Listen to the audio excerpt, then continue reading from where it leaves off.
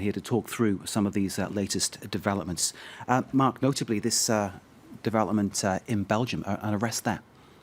Yes, and it's not the first time. It's eerily reminiscent of the attacks here in Paris in January.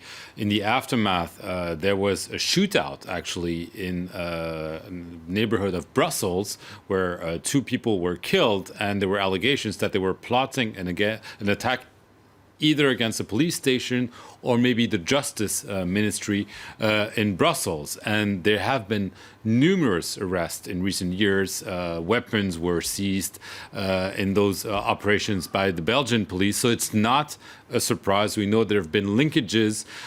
We know that one of the attackers who tried to storm the train between Paris and Brussels lived in that area. We know that the perpetrator of the attack against the Jewish Museum in Brussels, who was a French national, lived in Brussels. So clearly, the history tells us that there is a tie, operational tie, it would seem, between Belgium and France. Obviously, this is a very close distance between Paris and Brussels. There's also the same language that is spoken, so it makes things easier, but there is coordination.